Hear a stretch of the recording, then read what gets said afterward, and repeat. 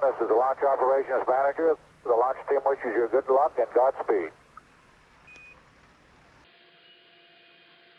Thank you very much. No, it'll be a good one. Mission, flight to land, first men on the moon. All indications coming in to the control center at this time. 6, 5,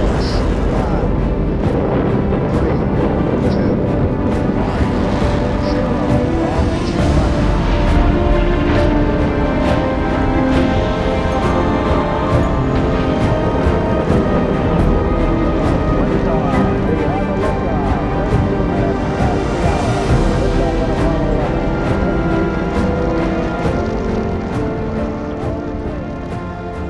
De julio de 1969, una fecha histórica en la cual el ser humano pisó por primera vez la Luna. Una fecha que para muchos es un fraude. Hoy vamos a ver cómo, sabiendo simplemente un poquito de vídeo y de fotografía, podemos desmentir o podemos ir más allá de estas teorías conspiranoicas. Si quieres saber un poco de ello, quédate a ver el vídeo.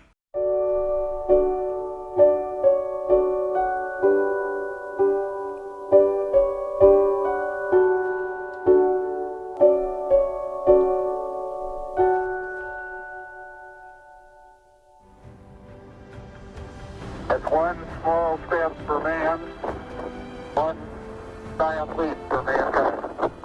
Vale, imaginemos por un momento la siguiente situación. Década de los 70 y la NASA anuncia que va a hacer una nueva expedición, esta vez a Marte. Va a enviar a 3 astronautas a Marte para que consigan información acerca del planeta, que recojan datos y que recojan ciertos materiales. Todo sigue su proceso habitual, pero en un momento determinado se sigue con los estudios y la NASA descubre que se habían equivocado y que si mandan a los astronautas, los 3 morirán. ¿Qué pasa entonces? Porque estábamos en plena Guerra Fría con Rusia, en plena carrera también armamentística todavía. ¿Qué ocurriría? Bueno, la NASA toma una decisión. Se construye un cohete, se coge a 3 astronautas, pero justo antes de que el cohete despegue y todo el mundo lo vea, esos 3 astronautas son escondidos. Son llevados a un plató y mediante técnicas cinematográficas se recrea el haber llegado a Marte. Bien, nada de lo que he dicho es irreal. Esto es lo que cuenta Capricornio 1, una película de 1977 dirigida por Peter Hyams y, por cierto, con música de Jerry Goldsmith, así que ya por eso solamente merece la pena. Simplemente lo que hace esta película es cambiar la palabra Luna por la palabra Marte. Todo lo demás entra dentro de las teorías conspiranoicas que se han montado en torno a esa fecha de 1969 en la cual llegamos a la Luna. As millions all over the world watched and listened, the President of the United States spoke to the astronauts across the vastness of space. To the men of Capricorn 1, I bring you greetings from your fellow Americans. There's only one small catch. It never happened. It's all a lie, a fantastic $30 billion hoax. Mi intención no es solamente hablar sobre teorías conspiranoicas, etcétera, sino que mediante lo que hablemos hoy se aprenda un poquito más sobre fotografía y sobre vídeo. Bien, una de las teorías principales es que los alunizajes fueron grabados en un estudio de televisión y no en la Luna. Vale, aquí ocurre una cosa bastante clara, y es que hay 2 formas de grabar vídeo. La primera, de una forma un poco más analógica, con película, con film, mediante fotogramas, ¿de acuerdo? Estos fotogramas van normalmente en el estándar a 24 o 25 fotogramas por segundo. La otra forma es mediante grabación en cinta magnética, lo que podremos denominar como el estándar de la televisión. Esto depende un poco del país y de la zona, pero suele ir entre los 25 y los 30 fotogramas por segundo. ¿Cuál es el problema aquí? Que las imágenes que se ven del Apolo 11, de lo que viene siendo el alunizaje, están a 10 fotogramas por segundo. Están grabadas con una cámara especial que se llama SSTV, Slow Scan Television. En realidad tiene mucho sentido que se utilizara la Slow Scan Television o televisión de barrido lento en español, ya que lo que hace básicamente es transmitir o recibir imágenes fijas, estáticas, en blanco y negro o en color a través de la radio. Entonces se podrían transmitir muchísimo de forma más sencilla entre la Luna y la Tierra, aunque lógicamente se recibían con bastante retraso. Posteriormente esas imágenes estáticas se pasaban a una cierta velocidad y daba la sensación de movimiento. Vale, José, pero ¿y si cogemos esa cámara, la SSTV, la ponemos en un plato de televisión y en ese plato de televisión lo rodamos con esa cámara y luego posteriormente simplemente lo ralentizamos para que parezca que hay gravedad, ya lo tendríamos, ¿no? No es tan sencillo. Aquí tenemos que comprender una cosa fundamental y es cómo se hacen las cámaras lentas o cómo funcionan las cámaras lentas. Realmente explicar el funcionamiento de las cámaras lentas es algo muy complicado y sería muy largo, así que voy a detenerme lo menos posible. Básicamente, para hacernos una idea, cuando queremos reproducir un vídeo a cámara lenta, lo que tenemos que hacer es grabar a más fotogramas por segundo de lo que posteriormente lo vamos a reproducir. ¿Para qué? Para que mientras que grabamos tengamos más muestras de lo que posteriormente vamos a reproducir. Un ejemplo práctico sería que si grabamos un segundo de vídeo a 120 fotogramas por segundo y posteriormente ese mismo segundo lo reproducimos a 30 fotogramas por segundo, obtenemos un vídeo en cámara lenta que va a durar aproximadamente unos 4 segundos. Se trata básicamente de una relación directamente proporcional en donde mientras más aumentemos los fotogramas por segundo en grabación, más lenta se verá la toma que consigamos en reproducción, siempre y cuando esa reproducción esté por debajo de los fotogramas por segundo grabados. Entonces, ¿qué es lo que pasa? Que estamos hablando con una cámara que son 10 fotogramas por segundo.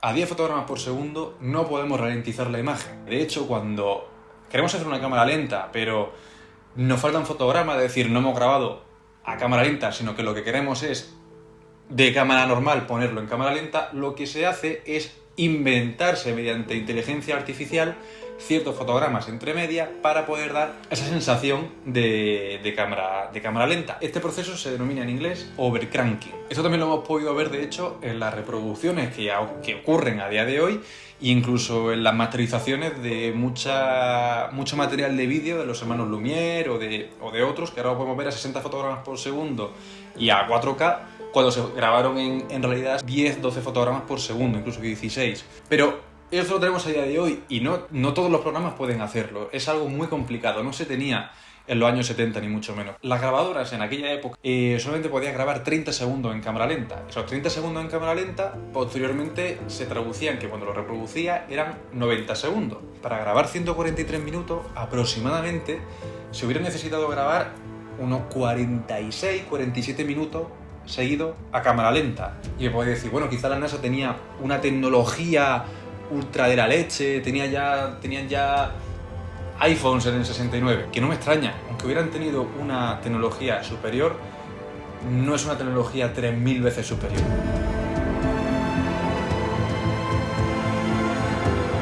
Dices, vale, aquí quizá me cuadren más las cosas. Esto es algo que tiene lógica, pero los rollos no son ilimitados. El rollo de película de 35 milímetros es un rollo limitado de X metros que te da para X minutos de grabación. Un rollo de película de el estándar 35 milímetros a 24 fotogramas por segundo, lo que tú podías grabar con un rollo eran aproximadamente 11 minutos y medio. Esos son 300 metros, un poquito más. Con eso es con lo que se grababa. De hecho, hoy en día esos rollos se han convertido en los discos duros o en las tarjetas de memoria. Vamos a poner ejemplo. Recordemos que estaba grabado a 10 fotogramas por segundo, así que necesitaríamos un rollo de película de 35 milímetros a 12 fotogramas por segundo, que es lo más parecido a los 10 y lo que podría un poco colar. Pon que han grabado 200 minutos. Necesitaríamos cerca de... ¿cuánto?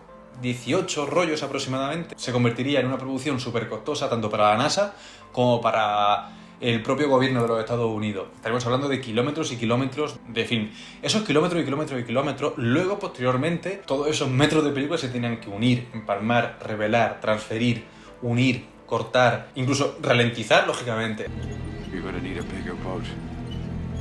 Pero vamos más allá. La película se estropea.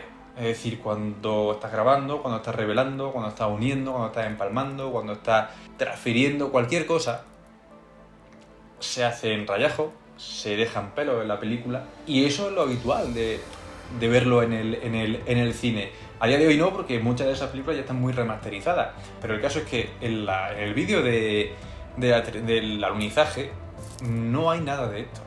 No hay ningún rayajo y no hay ningún pelo, con lo cual podemos asegurar prácticamente al 100% de que es prácticamente imposible que se hubiera rodado con film.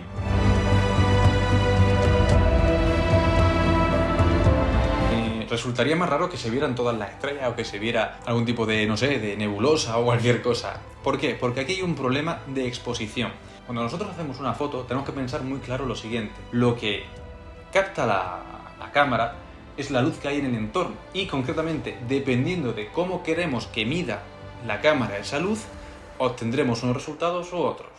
El cálculo de la cantidad de luz que recoge una cámara depende de muchas cosas, pero para hacerlo más ameno, el tiempo de exposición de la cámara depende del tiempo que se mantenga abierto el obturador de una cámara. El obturador de una cámara es una pequeña ventana que hace que la luz entre al sensor o llegue al sensor. Cuanto más tiempo esté abierto, más luz recoge. Cuanto menos tiempo esté abierto, menos luz recoge. En general, para zonas con muy poca iluminación hay que dejarlo abierto más tiempo. Cuando hay una mayor cantidad de luz o queremos exponer a algo que tiene una cantidad adecuada de luz, el tiempo de exposición se hace más corto. En las imágenes que podemos ver de la Luna, el tiempo de exposición es bastante corto. Por lo tanto, la superficie lunar en las imágenes sale bien expuesta, no así el cielo. Y es por eso, porque el tiempo de exposición es muy corto y querían que la cámara midiera concretamente la superficie, por lo que no se ven estrellas.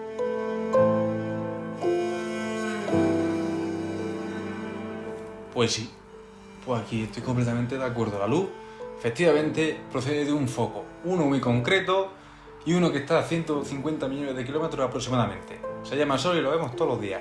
¿Cómo sabemos esto? Por otra cosa que también ha llamado mucho la atención a mucha gente, las sombras. Si nos fijamos bien, las sombras que se aprecian son sombras paralelas. ¿Esto qué quiere decir? Que el punto único del cual reciben esa luz está muy lejos.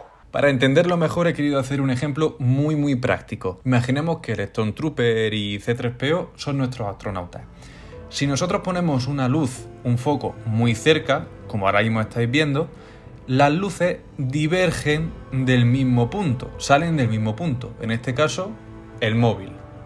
Estas no son el tipo de sombras que vemos en la Luna. El tipo de sombras que vemos en la Luna es de la siguiente. Si cogemos el móvil, si cogemos el foco y lo alejamos, como el Sol está a 150 millones de kilómetros, las sombras cambian. Y las vemos como ahora sí aparecen en la Luna. Sombras paralelas entre sí y no divergentes. De hecho, este tipo de sombra es el que vemos en la Tierra cuando nos da el Sol. Vale, esto está muy bien, pero en verdad hay otro punto de luz, al menos muy claro. Los objetos reflejan luz y dependiendo del tipo de objeto, el material, la forma, el color, va a reflejar más o menos. En concreto, esta otra fuente de luz que observamos en la fotografía y que observamos en el vídeo es la Luna. La Luna actúa como un reflector natural. La luz del Sol incide en la Luna y rebota en los astronautas y en los materiales. No solamente ahí, sino que nosotros desde la Tierra vemos la luz del Sol. Cuando miramos a la Luna, lo que vemos es la luz del Sol reflejada en la Luna. Pues si la vemos desde aquí, imaginaros lo bien que se tiene que ver desde allí. Es por eso que en muchas ocasiones, tanto del vídeo como de fotografías, podemos ver ciertos objetos que están en sombra, pero que aún así mantienen luz. O sitios donde debería haber una sombra completa, un poquito de luz. Eso simplemente porque en esa zona refleja la luz.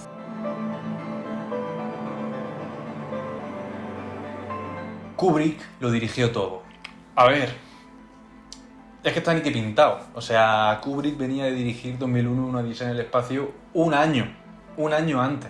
Es decir, no hacía nada que habían terminado de dirigir 2001 una Odisea en el espacio, así que es que les venían ni que pintado. Es decir, tenemos un director famosísimo americano que está terminando de grabar una película sobre el espacio. Vamos al espacio el año siguiente y queremos hacer una teoría conspiranoica. Ya está, si es que no necesito más. Pero hay muchos fallos. Kubrick era uno de los directores más perfeccionistas que ha existido nunca. Es decir, no terminaba de grabar algo, no terminaba una película hasta que no estaba al 90%, al 99% satisfecho con su trabajo. ¿Y esto qué es lo que producía?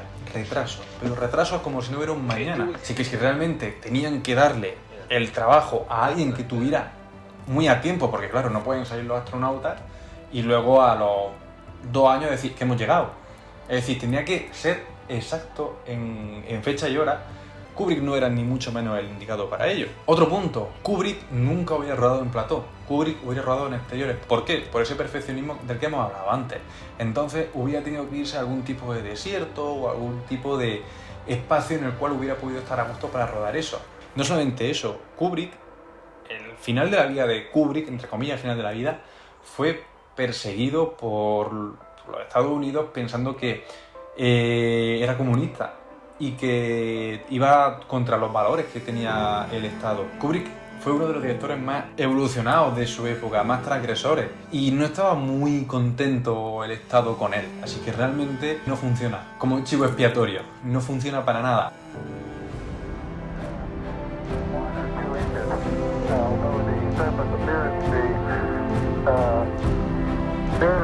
Very fine grained as you get close to it. It's almost like a powder.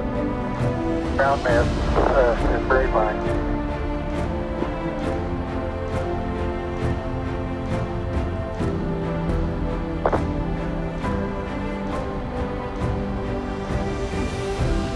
And step off the limb now.